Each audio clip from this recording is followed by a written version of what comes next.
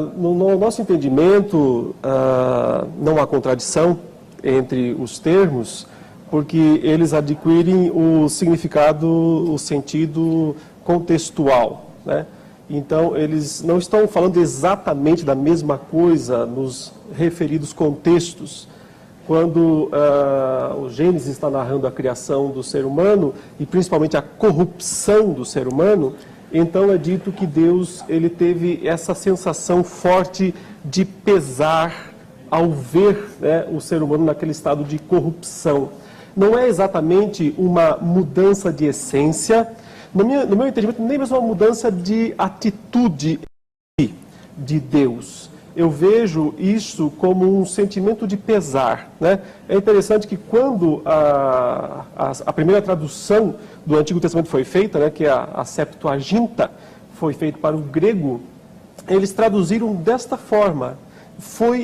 Deus se entristeceu, Deus ficou pensando a respeito daquilo, Deus ficou meditando a respeito daquela situação, e isso causou nele um grande pesar, um transtorno verdadeiro, né, porque Deus não é um ser sem sentimentos, Deus ele tem sentimentos, mas o termo em si, no contexto, portanto, não significa mudança de essência da parte de Deus.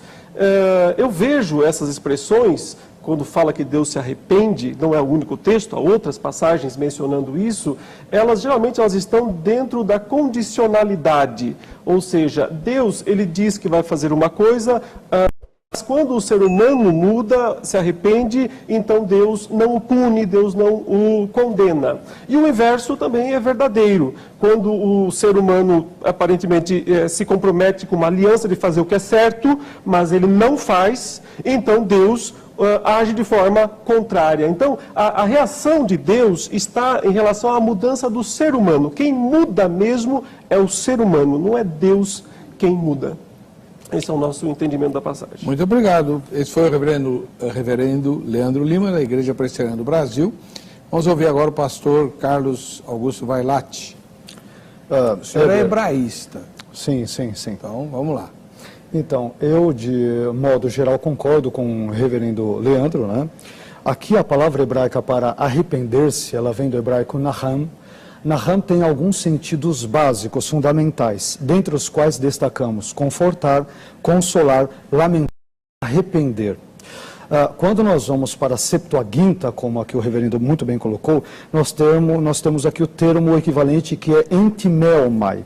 Entimeomai aponta para a ideia de ponderar, considerar, pensar a respeito de algo. É curioso que entre as traduções que nós temos para o português, temos apenas duas que apontam para a ideia de um entristecimento da parte de Deus, que obviamente é uma linguagem antropopática. Mas nesse sentido eu concordo com o reverendo Leandro. Deus ele tem sim sentimentos. Obviamente os sentimentos dele são absolutamente perfeitos, não são envoltos em pecados ou na inclinação do homem para a pecaminosidade. Mas é interessante que quando nós vemos isso, por exemplo, nós temos duas versões, a Bíblia na linguagem de hoje e a King James atualizada. Estas duas vertem o termo hebraico naham, a forma verbal hebraica naham, como se Deus estivesse muito entristecido pelo pecado humano. Então, eu também, nesta fala inicial, concordo com o reverendo, quanto ao fato de que em Gênesis 6 e no texto de Números 23 nós temos dois textos bem distintos, embora tradicionalmente sejam vistos como oriundos da pena de um mesmo autor, que seria Moisés, todavia o contexto é bem distinto. Então, eu entendo que Deus, ele deseja sempre reagir ou responder ao homem de forma correspondente às suas ações. Então, Deus, ele diz que irá punir o homem, mas ele irá puni-lo caso este não se arrependa, não se volte para ele em contrição, em profundo e verdadeiro arrependimento, proporcionados pela graça. E o contrário também ocorre. Se Deus, ele falar que vai abençoar alguém, esta pessoa eventualmente não seguir os seus ditames, os seus princípios ou a sua lei, ele também, nesse aspecto condicional, ele irá puni-las. Isso nós vemos em Êxodo 32, 1 Samuel 15, textos que talvez serão citados, né, ao longo do programa, mas eu também entendo que Em alguns aspectos, talvez ao longo do programa eu vá explicitá-los, Deus é imutável, né? Então ele é imutável pactualmente, no que diz respeito aos seus pactos ou promessas feitas ao ser humano. Se ele incondicionalmente prometeu algo, como por exemplo, por meio de Abraão abençoar todas as famílias da terra, estas famílias serão inevitavelmente abençoadas de algum modo, que serão alcançadas por Deus. Ele também é imutável em termos atributivos. Deus não pode ser mais amoroso do que é, porque ele é todo amoroso. Não pode ser menos justo do que é, caso contrário seria injusto. Ele é perfeitamente justo. Ele é imutável também, poderíamos dizer que teleologicamente, do termo grego teleios, que aponta para um propósito, um fim, objetivo. Isto é, se Deus determinar realizar um determinado objetivo, ele irá realizá-lo. Salvo, obviamente, de acordo com o contexto, se esta situação for incondicional ou condicional.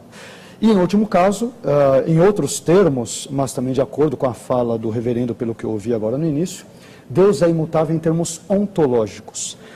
Por exemplo, Deus não pode deixar de ser Deus.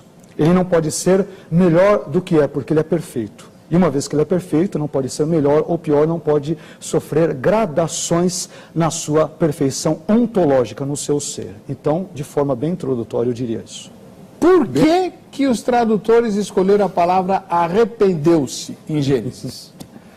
Porque ela é a tradução mais óbvia, digamos assim, né, do termo hebraico. O irmão que é hebraísta, né, eu sou mais estudioso de grego, né, mas como ele colocou corretamente... Os gregos não usaram o arrepender. Eles preferiram usar uma coisa, mas que já estavam interpretando também, já estavam tentando dar uma interpretação do próprio texto, né? Então, eu creio que a tradução brasileira, né, ela tentou seguir o mais literalmente possível o texto. E talvez nesse ponto ela pudesse ter sido um pouco melhor, né? Mas é difícil falar que a tradução não é boa, porque as nossas traduções, elas são boas, são apropriadas no geral. Eu só se pudesse complementar uma pequena coisa que eu deixei de falar, gostei muito das colocações do nosso irmão pastor. A Bíblia interpreta a própria Bíblia. Essa é a regra dourada, né, da teologia reformada como um todo. Ou seja, não somos nós que a interpretamos, mas nós tentamos encontrar as interpretações nela mesma. Então, um texto mais fácil nos ajuda a entender um texto mais obscuro, certo? Aqui nós temos dois textos que um olhar assim, é uma contradição. Mas que tal ver por um outro ângulo e pensar que um desses textos nos ajuda a entender melhor o outro e vice-versa, ao invés de os colocar em rota de colisão, né? Então o texto de Números diz o seguinte: Deus não é homem para que nem filho de homem para que minta. De certa forma, o texto está dizendo já como é que funciona a coisa. O que quer que seja esse sentimento, desse termo hebraico para arrependimento, não significa arrependimento de homem, né? Deus não é homem para que se arrependa. Então não pode ser nada associado ao que nós sentimos quando nos arrependemos. Porque quando nós nos arrependemos, a gente se arrepende por quê? Porque errou, porque não previu, porque foi incapaz, porque pisou na bola, né? E por uma série de razões decorrentes do nosso estado de queda, de pecaminosidade. Então nós temos que excluir essas coisas de Deus, porque Deus não tem pecado, ele não é tocado pelo mal, né? Ele não pode ser tentado pelo mal. Então, o que quer que seja esse sentimento, ele não pode expressar frustração, fracasso, incompetência, inabilidade, que são as coisas que nós expressamos quando nos arrependemos. Temos que fazer, porque é o modo também de sermos perdoados por Deus, né? Então, por isso que o irmão até citou a palavra antropopático, né? Ou seja, atribuir sentimentos humanos a Deus, né? A gente fala isso, antropopafismo, antropo é homem, pafel é sentimentos, sensações. Então, tentar atribuir a Deus as nossas sensações. Isso nunca vai ser perfeito. Por quê? Porque Deus nunca terá exatamente as nossas sensações, porque Ele é Deus, infinito, perfeito, né? Eterno, e nós limitados, fracos. Então, por isso que a tradução ficaria melhor se fosse: ele sofreu por isso, isso doeu ao coração dele, porque ele é um Deus de sentimentos, é um Deus de misericórdia, etc.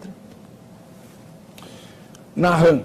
O senhor falou que a palavra hebraica é Naham. E o senhor mencionou, sim, deixa eu ver aqui, o senhor mencionou que Naham pode ser traduzido por confortar? Sim, Pode. sim. Ué, De acordo com o contexto, né, Heber, o que ocorre? O hebraico, isso também ocorre com o grego, na verdade com qualquer língua viva. Mas o hebraico tem uma peculiaridade na sua raiz triconsonantal, algo do qual o grego não compartilha. Então, e você pode ter, por exemplo, palavras hebraicas que têm origem no ugarítico, no acádico. Nós não temos já normalmente esse problema com o grego. Agora, essa mesma raiz, né, nun, het, mem, que é a raiz triconsonantal de Naham, ela aparece em ugarítico, aparece em acádico, aparece em egípcio, aparece em siríaco, aparece em fenício, aparece em púnico, e os sentidos básicos são confortar, consolar, ou a ideia de sentir um mal-estar por uma determinada coisa que ocorre. O contexto bíblico é que irá definir, como em quaisquer outras questões gramaticais, sintáticas, morfológicas, enfim, é o contexto que irá nos guiar sobre qual seria, hipoteticamente, a melhor tradução. mas, pastor, tudo bem, entristecer-se e tal, eu entendo. Mas consolar, então, o consolo de que o texto fala tem mais a ver com chorar junto do que não fica assim, vai dar tudo certo, que é o nosso consolo. É isso? Então, tem a ver quando relacionado, por exemplo, em alguns aspectos com homens, né? E, de novo, é de acordo com o contexto, né, Heber? O hebraico ele tem algumas peculiaridades, de acordo com algumas formas verbais, que se você tiver o verbo na forma simples, quer dizer, por exemplo, apenas chorar. Se ele estiver numa forma intensiva, que em hebraico é chamado de hitpael, quer dizer, é gritar, é chorar com muita dor no coração. Isso é uma forma intensiva.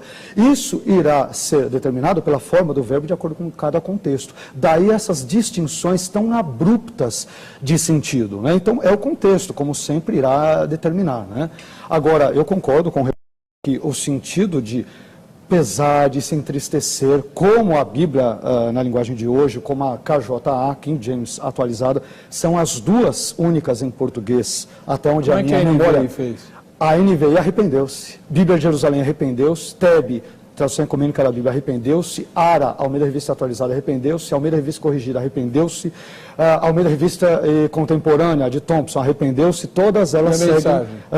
A mensagem eu sinceramente acabei não consultando porque ela é mais uma paráfrase, né? Você sabe como eu acabei não vendo, eu não vi, sinceramente. Mas ela, tradução. Ela deve ter seguido, né? Porque aí o Eugene Peterson ele escreveu para o seu filho, então obviamente há uma linguagem mais tranquila, mais popular, mais contemporânea, eu diria. Né? Eu estou lendo a Bíblia na ordem cronológica, usando a mensagem, né? E eu me surpreendo com algumas coisas lá. Nas narrativas é excelente. Você chega em textos doutrinários. Então, pois é. É complicadinho. Heber, se você só me permite, essa questão do idiomatismo, né? De um semitismo ou de um hebraísmo, uma palavra, um conceito que é característica daquela língua, idioma, é bem curiosa em hebraico, e com certeza há também questões em grego. Mas, por exemplo, uma das coisas que às vezes quando eu leciono para os alunos, hermenêutica, teologia do Antigo Testamento e matérias afins, eu comento uma das expressões bem interessantes, e aí nós vemos o chamado antropomorfismo, ou também antropopatismo, né, quando formas ou sentimentos humanos são atribuídos a Deus. Por exemplo, quando a Bíblia diz que Deus cirou ou acendeu-se a ira do Senhor. Isso é muito interessante, porque a expressão acendeu-se a ira do Senhor, ela vem da seguinte expressão hebraica, Vaihar Afadonai. Vaihar Afadonai, ao pé da letra, né, olha o que quer dizer, e queimou as narinas de Adonai. Queimou as narinas. Eu diria em bom português que, vamos dizer, Jeová soltou fogo pelas ventas. Em bom nordestinês. Por que essa linguagem antropopática, né, ou antropomórfica? Olha a beleza do hebraico. Quando uma pessoa fica nervosa, via de regra, isso obviamente não ocorre em Deus, que não sofre de nenhum tipo de descontrole emocional. A pessoa não respira ofegante, ela fica... Então é como se ela soltasse fogo pelas narinas. A mesma descrição é apontada para Deus quando ele está irado, ou seja, ele é descrito como uma pessoa que está ofegante, muito nervosa para com os pecadores, para com os pecados. Misericórdia, eu não quero despertar. Essa é a linguagem bíblica. Você vê que é interessante? A Bíblia diz, Deus tirou ou acendeu a ira. Então, mas a ideia é essa, Deus ele está soltando fogo pelas narinas, é o que diz o hebraico. E aí as nossas traduções acendeu-se a ira do Senhor. Você fala, mas que negócio é esse de acendeu-se a ira? A ira se acende? Então a ideia é de uma pessoa respirando descontrolada, ofegante, o que obviamente não se aplica a Deus, porque ele tem controle total, pleno, absoluto, perfeito dos seus sentimentos ou emoções. O que não significa que ele é zen, né? Então, pois ele é justo, né? Então ele tem que realmente... Você observe que Deus tem narinas. Pois é. Deus tem orelhas, inclina a mim os teus ouvidos. Perfeito. Né? Deus tem entranhas, como ovelhas as suas verdade, entranhas. é verdade. Não tem, são formas humanas atribuídas, antropomorfismos, né? Sim, as perfeito. formas humanas atribuídas a Deus. Por quê? Porque é o único jeito de nós humanos entendermos essas coisas. Então, nós não podemos levar esses termos ao pé da letra, Exato. porque senão eles vão criar problemas para nós, né? Quando a Bíblia fala sobre a necessidade do homem se arrepender e tal, que é justamente o apelo do Evangelho, na Bíblia inteira, né? O que é que Deus espera do homem? Que ele se arrependa, mude seus caminhos e tal, e busque a Deus. A palavra é a mesma? O que Deus espera do homem é o mesmo que ele teve lá? Como é que o senhor vê isso? Eu não é minha especialidade exatamente hebraico, né? Mas do que eu vejo, do que eu consigo ler no Antigo Testamento, eu percebo que não é a palavra mais comum usada para o que se espera do ser humano. Essa palavra é mais usada para o próprio Deus mesmo. Frequentemente ela aparece em relação a ele. Deus pensando naquilo que aconteceu, Deus se compadecendo ou até mesmo ficando com pesar no seu coração, né? Geralmente não é o termo mais comum. Eu até rápido aqui para ver se achasse algum, né? O único que eu achei não é exatamente nesse contexto.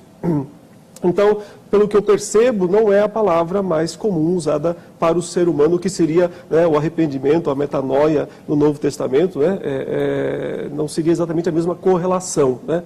É a minha impressão inicial aqui. E o senhor hebraísta? E o reverendo tem razão na fala dele, né? A palavra mais comum para o arrependimento humano ou para a conversão em hebraico é shuv, que é a ideia de voltar ou retornar. Eu separei um texto, se você me permite, Heber. Ele tem as duas palavras, ele tem tanto naham quanto ele tem shuv. E nós veremos que naham ele vai ser aplicado a Deus e shuv ao homem.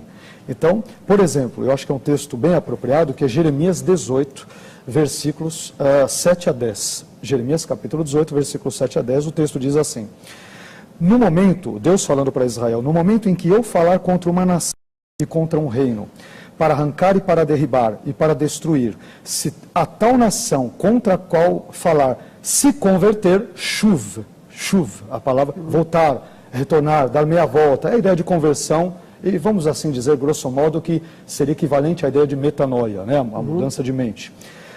Se converter da sua maldade, também eu, Senhor, me arrependerei, nihamti, que vem de naham, eu me arrependerei, ou seja, o mal que eu ia fazer, eu não farei porque vocês mudaram de atitude. Então Deus ele reage ou responde de forma correspondente à ação humana.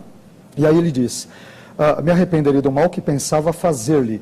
E no momento em que eu falar de uma gente e de um reino para o edificar e para plantar, se ele fizer o mal diante dos meus olhos, não dando ouvidos à minha voz, então me arrependerei, nihamti, do bem que tinha dito lhe faria. Então essa é a perspectiva bíblica. Normalmente, chuva envolve a ideia de voltar, de retornar, de dar meia volta, de conversão no texto hebraico. Agora, só uma observação, obviamente aqui linguística, filológica. Só uma pergunta. Em 2 Crônicas 7,14, se meu povo se arrepender dos seus maus caminhos. A ideia básica de chuva, a ideia de voltar. Voltar atrás nos seus caminhos, né? Essa ideia, dar meia volta, aquela ilustração que nós usamos em escola dominical, né? Em contextos bem básicos, a ideia de você dar meia volta na sua conduta, mudar de vida e se converter, essa é a ideia. Naham é usado raramente para a ideia de arrependimento humano, por exemplo, no final de Juízes, no capítulo 21, ali é utilizado, mas o termo mais comum, mais fundamental é shuv, que tem a ideia de voltar, retornar, tanto voltar também pode adquirir um contexto gráfico de você voltar de uma direção, mas também voltar espiritualmente. Você estava em direção ao pecado e você se volta para Deus, isto é, você se converte. Se me permite só, o que ele falou é exatamente o que Joel 2,13 diz. Rasgai o vosso coração, está falando para os homens, né? Perfeito. E não as vossas vestes, e convertei-vos, chuve, né? Convertei-vos ao Senhor vosso Deus, porque Ele é misericordioso e compassivo, e tardio em irar-se, e grande em benignidade, e se arrepende do mal. Ou seja, o termo, né, Naham, é aplicado a Deus, e não ao homem, né? O homem tem que se converter, o homem tem que se arrepender no sentido de mudar, né, de mente totalmente, enquanto que Deus, na verdade, age dessa forma mais sentimental. Tá. No bloco anterior, só anotar uma coisa aqui, esquecer depois. No bloco anterior, vocês disseram que a palavra original usada em Gênesis e tal,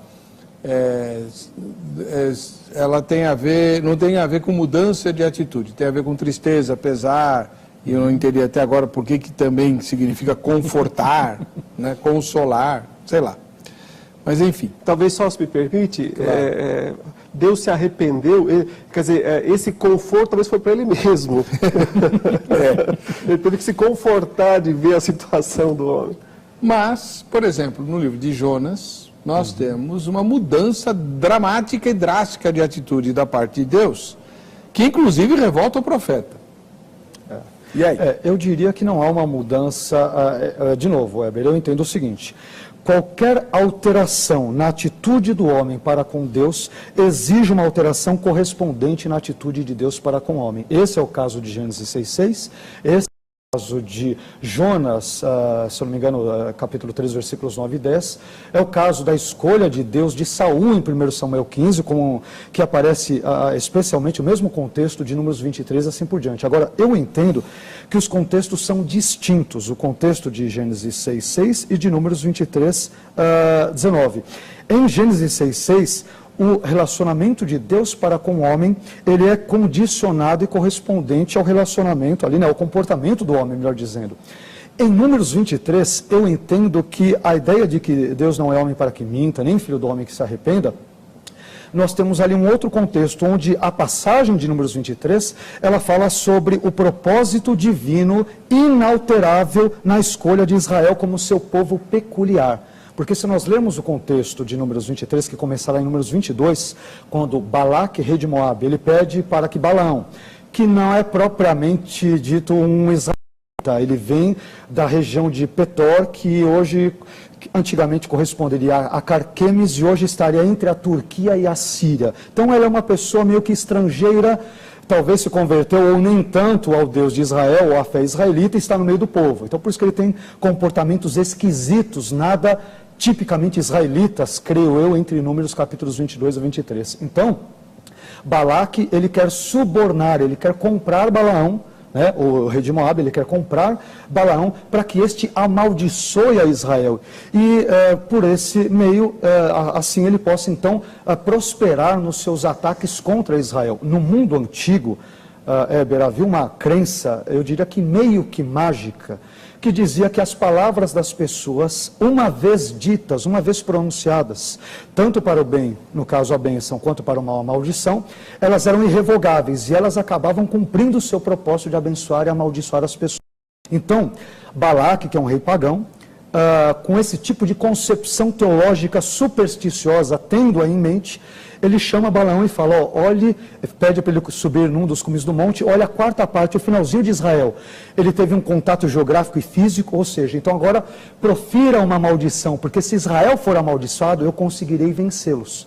E aí, Balaão, ele vai dizer aquela famosa frase dizendo que contra Jacó, contra Israel, não vale encantamento. Então, nesse sentido, no contexto de Números 23, Deus não é homem para que minta, nem filho do homem para que se arrependa. Ou seja, Deus não tem como deixar de escolher Israel como seu povo do pacto, porque ele escolheu Israel incondicionalmente. Israel pecando ou não pecando. Obviamente, se pecar, Deus irá puni-lo, se arrepender, Deus irá abençoá-lo, mas Israel será sempre o povo do pacto divino, o que obviamente não lhes assegurará automaticamente a salvação eterna. Eles têm que crer em Cristo, como qualquer outro ser humano. Então, Gênesis 6 é uma situação distinta. Deus está com o coração pesaroso pelo pecado humano e ele age de forma, ou reage de forma correspondente.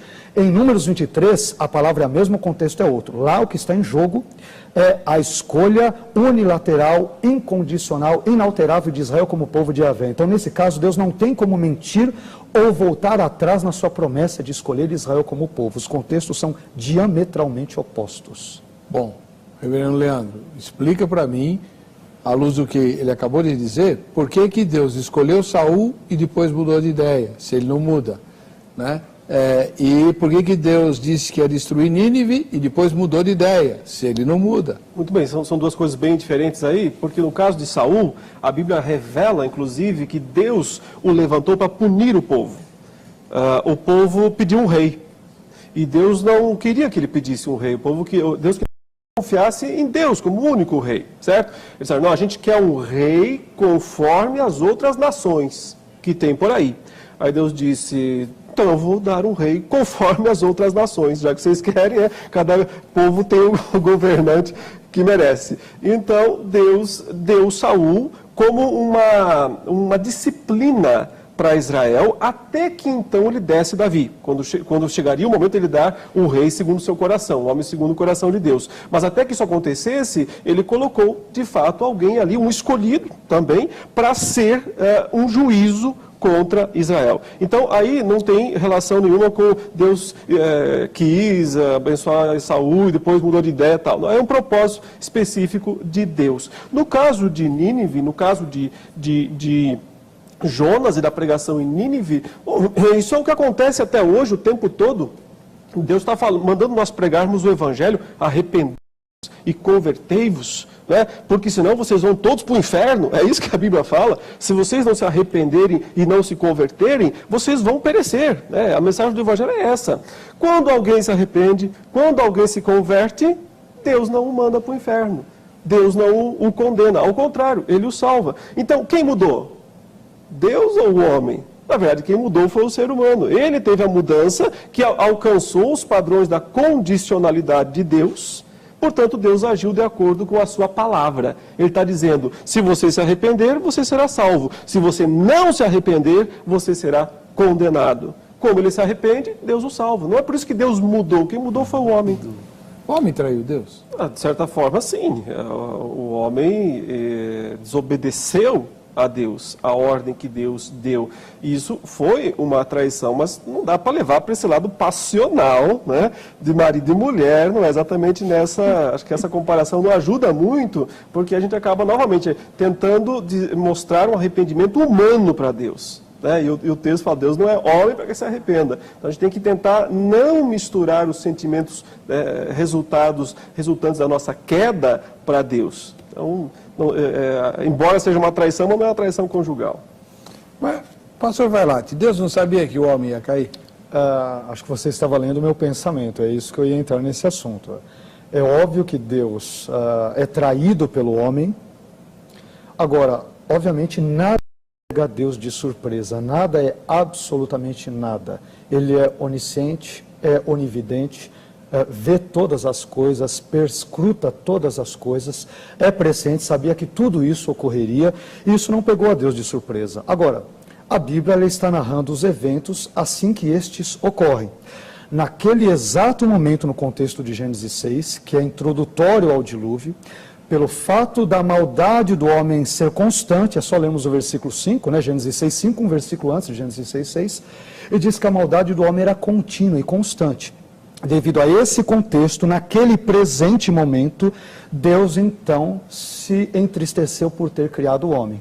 Se o homem tivesse se arrependido, por exemplo, pela pregação de Noé, se emendasse, fizesse um chuve, um retorno para Deus na sua conversão, então Deus ele não sentiria tal pesar ou tal tristeza. Então, de novo, a oração que é vista no comportamento do homem para com Deus exigirá uma reação ou uma resposta correspondente na reação de Deus para com o homem. Então, esse é o caso ali de Gênesis 6. Agora, Deus sabia de tudo isso. Ele não foi pego de surpresa por nenhum milésimo de segundo em toda a sua eternidade passada, presente e futura. Nada o pegou desprevenido. Mas ele, naquele exato momento, ele está triste por causa da situação particular daquele momento. Se fôssemos comparar, grosso modo, com o texto de Jonas 3, quando Deus envia Jonas, aliás, com a mensagem mais impopular da história, né?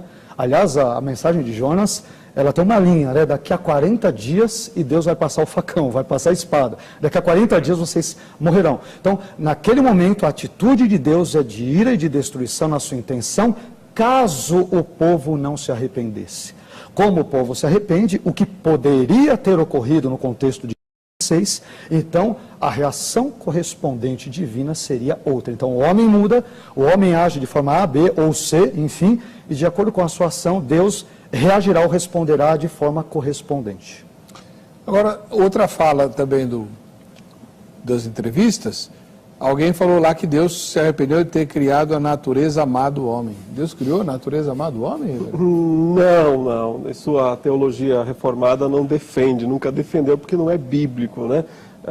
Nós dizemos que Deus decretou todas as coisas, porque ele tem que ter um plano completo, global, não pode ter imprevistos, não pode ter falhas nesse plano. Mas mesmo assim, ele não é o autor, o criador da natureza má do ser humano. Ela se corrompeu justamente por causa dessa atitude livre do ser humano, criado com liberdade arbitral, né, de Adão e Eva, e eles então agem, né, e corrompem, auxiliados por Satanás, evidentemente, corrompem a sua natureza, ela se torna então corrupta, caída. Não pegou Deus de surpresa, evidentemente, né? Deus não perdeu o controle de nada com tudo isso, porque ele continuou exercendo sua soberania, né, apesar da liberdade humana. O senhor concorda? Bom, como arminiano clássico,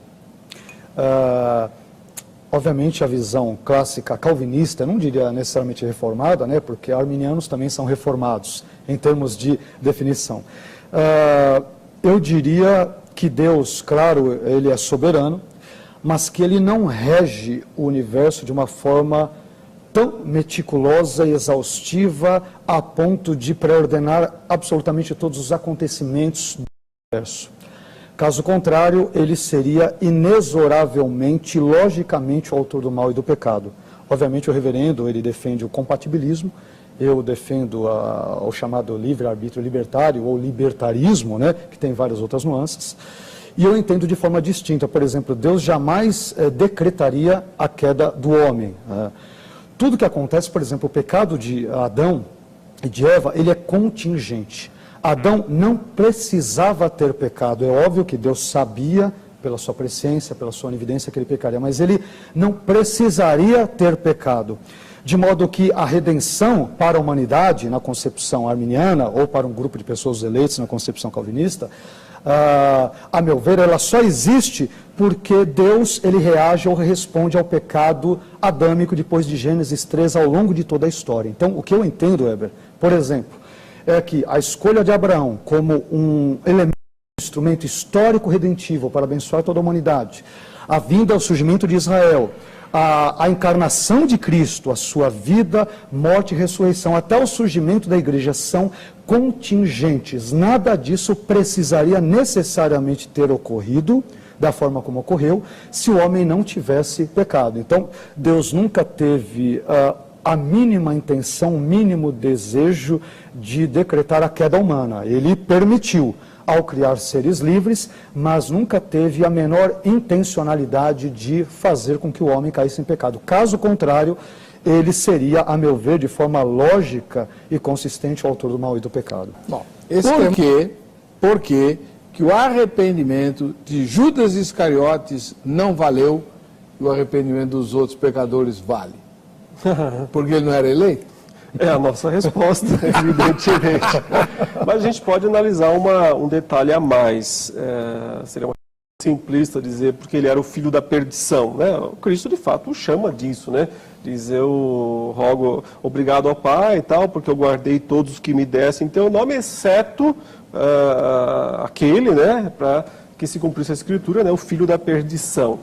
Mas a atitude de Judas mostra que ele não tem um verdadeiro arrependimento. Por quê? Porque o arrependimento verdadeiro, ele tem que se transformar em fé. Ele precisa vir acompanhado de fé, ou senão ele é só desespero. Ou senão, é o contrário, desespero é falta de esperança. Uma pessoa desesperada, ela pode estar numa situação de total arrependimento, mas ela não crê que pode melhorar, ela não crê que as coisas podem mudar. Então, Pedro teve um arrependimento diferente de Judas, veja, na mesma noite, no mesmo lugar, né? Os dois têm quedas semelhantes, Judas trai Jesus. Vem Jesus, Pedro nega Jesus perante as testemunhas, os dois vão embora, os dois choram, os dois se arrependem nesse sentido, mas a grande diferença está onde? Só um volta. Pedro retorna e encara as consequências do seu pecado. Veja, quão difícil foi para Pedro encarar os demais apóstolos que sabiam que ele tinha negado a Jesus. Mas está lá ele, aguentando as consequências dos seus atos. Ele foi homem para pecar, mas foi homem para encarar as consequências do seu pecado. Judas não foi. Judas, ele tem essas primeiras reações semelhantes, mas ele não tem esperança, ele não tem fé suficiente, ele não tem fé nenhuma, na verdade, para voltar. Então ele dá fim à própria vida e assim cumpre a Escritura que diz que ele era o filho da perdição. O ponto todo, me parece, estar nessa segunda... a gente fala que conversão é uma moeda com dois lados, tem duas faces. Ela é composta, a conversão do quê? De arrependimento por um lado, de por outro. Então, é preciso ter essas duas coisas para haver uma conversão completa, verdadeira. Pedro tem essas duas coisas. Ele se arrepende, mas ele crê que o Senhor pode perdoá-lo, ele vai atrás desse perdão, ele é o primeiro a correr para o túmulo no domingo de manhã, né? Não chega primeiro porque o João é mais jovem, passa a corrida lá, ganha os 100 metros livres, né? E chega antes dele, mas ele está lá na Galiléia, Jesus fala, eu vou me encontrar com eles lá, eles estão no barquinho pescando, Pedro vê Jesus, é o Senhor, ele é o primeiro a pular para dentro da água, do jeito que está, vai lá, encara Jesus, fica esperando Cristo falar com ele, não se intromete, né? E Cristo parece dar um certo gelo nele, porque ele é o primeiro a chegar e Jesus não se dirige a ele. Serve a comida, o peixinho para todo mundo, comeram. Podemos conversar agora, Pedro, eu e você? É a nossa vez. Chama ele em particular e pede 3 vezes, tu me amas. E Pedro, então, confessa a Cristo, ele crê. Judas não tem isso. É claro que nós reformados, né? Tem o reformado Emiliano, como ele disse, mas nós vamos dizer por quê? Porque antes disso tem uma intercessão de Cristo específica por Pedro. Quando é o caso de Judas, Jesus não fala aquela história que ele falou por Pedro: Pedro, Satanás reclamou a tua alma para te peneirar como trigo, eu, porém, roguei ao Pai para que a tua fé não desfaleça. Para Judas, Jesus não fala isso. Ele diz para Judas o quê?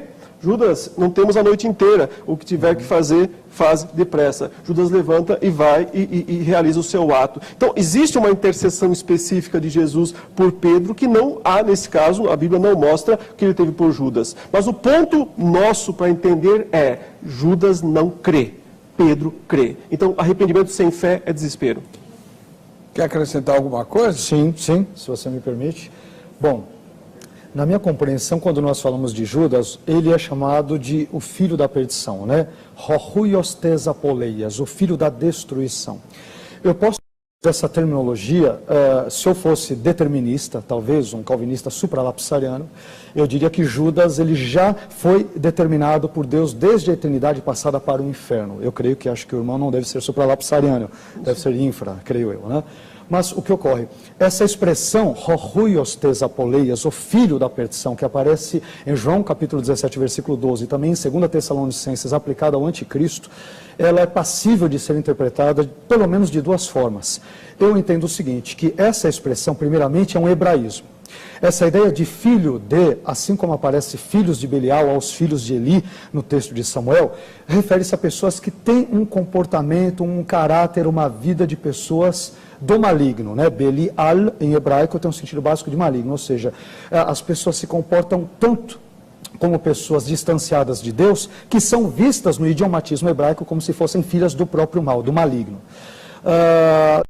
mesma forma, eu diria que a expressão filho da perdição é também um hebraísmo, obviamente escrito em grego, mas por trás nós temos um pensamento semítico ou hebraico. Então, a ideia de Judas como filho da perdição não é porque ele foi determinado desde a eternidade passada a cumprir esse propósito. Caso contrário, Judas não teria nenhuma culpa do seu pecado. E quando chegar o dia do juízo, ele poderia muito bem levantar a mão e falar: ó Deus, mas como que o Senhor me pune por ter traído a Jesus e por ter feito todo esse erro, uma vez que o Senhor retirou de mim a sua graça e o Senhor me ordenou que viesse a traí-lo? Eu não tenho nenhuma culpa. E Judas estaria, a meu ver, absolutamente correto diante daquilo que nós vemos na Bíblia. Então eu entendo que Deus, ele prevê que Judas será o filho da perdição, no sentido de que será uma pessoa que agirá com mau caráter. Ele é ladrão. O apóstolo João irá chamá-lo de cleptes, né? Aquele que é ladrão, ele tem a bolsa, ele tem uma conduta totalmente contrária a isso, e porque ele vive como filho da perdição e é mau caráter, é por isso que ele é destinado, então, à destruição eterna ou escatológica. Então, não há, na minha, obviamente, modesta a concepção, e com todo respeito à concepção calvinista do reverendo, eu entendo que Deus, ele prevê que ele irá trair a Jesus e terá todo esse comportamento, e a partir disso é que isso é registrado na Escritura. É por isso que diz que está escrito, e está escrito mesmo sobre Judas. Agora, está escrito porque Deus previu que ele trairia e previu que ele não permaneceria crendo em Cristo, como Deus prevê, por exemplo, no caso de Pedro. Então a questão é, a situação de traição de Judas, desprovida de arrependimento, é o que Deus pré-conhece desde a eternidade passada, e é por isso que o texto da sua traição é escrito. Se Judas tivesse mudado de atitude, a sua traição não estaria registrada na Escritura. Eu fico pensando o seguinte. Sim. Qual seria o gesto mais enfático que Judas poderia dizer para mostrar para Deus que ele tinha se arrependido? Por fim, a própria vida. Então, mas não necessariamente, né, Heber? A ideia de você se suicidar ou não é um campo muito nebuloso, né? Vou me punir da maneira mais radical. Sim, sim, mas, de novo, isso não quer dizer que nós vamos entrar num campo bem nebuloso. Se um dia ele de fato foi salvo e perdeu, isso realmente é muito obscuro em Judas, tá? Mas o perigo real da apostasia está presente na Bíblia de Gênesis e Apocalipse. Permaneçam da fé, tomem cuidado. Esse é outro tema. Então, mas eu estou dizendo que tem relação. Então, é um pouco complicado. O perigo real existe. Da apostasia, o alerta é para todos. Sim, perfeito. Crentes têm que estar o tempo todo analisando. Eu sou um crente verdadeiro? Eu realmente tenho as atitudes, os frutos de um crente verdadeiro? Né? Ou então, eu sou um crente apóstata? Né? Volta lá atrás, nós, calvinistas, vamos dizer, bom, ele nunca foi predestinado para ser isso, porque, como o próprio texto diz, né, Jesus não intercedeu por ele, Jesus disse que não o guardou, né, então, essas são as razões de Deus, que não são as nossas, nós não temos como avaliar isso, mas da perspectiva do homem, o aviso está aí, o alerta está aí, não negligencieis aquele que fala, né, então nós temos que estar atento a todos os alertas da Escritura. Se me permite só uma palavrinha, né, com isso, e mais uma vez de forma absolutamente respeitosa com o reverendo, eu acho que é complicado, por exemplo, esse silêncio. Jesus não intercedeu por Judas, porque talvez ele já seria o filho da perdição. Ele não intercedeu por Mateus, especificamente. Mateus, eu roguei por você. Ele não intercedeu especialmente por Bartolomeu, não intercedeu especialmente por outros discípulos. A Bíblia registra a intercessão de Jesus por Pedro. Isto não significa, com base no argumento no silêncio, que ele não tenha intercedido, orado ou amado os demais discípulos, né? Por exemplo, normalmente um argumento normalmente usado pelos calvinistas é que em João 17, Jesus ele só ora pelos discípulos e não ora pelo mundo. Espera um pouquinho, essa é uma parte da moeda, usando a metáfora da moeda do reverendo. Jesus está na cruz, ele diz, Pai, perdoa-lhes porque eles não sabem o que fazem. Né? Ele ora por ímpios, e ímpios que na verdade jamais seriam salvos, mas ele ora por eles. Quer dizer, Paulo diz que nós devemos orar pelas pessoas que são incrédulas, por mais que sejam investidas de autoridade, o contexto não seja salvífico, quer dizer, a meu ver, o fato de a Bíblia não mencionar ipsis literis, que Jesus intercedeu por Judas em termos salvíficos ou não, e se ele tivesse intercedido ele teria permanecido, eu acho que, com todo respeito, é um argumento baseado no silêncio, porque Jesus ele não ora especialmente por vários outros discípulos, e nem por isso ele não quis salvá-los ou não os amou, como amou da mesma forma e salvificamente a Judas. Mas Judas, na minha modesta compreensão arminiana, ele resistiu Se ele não estivesse resistido a ela, ele poderia estar entre os salvos, porque Deus jamais decretaria, desde a eternidade passada, a perdição de alguém.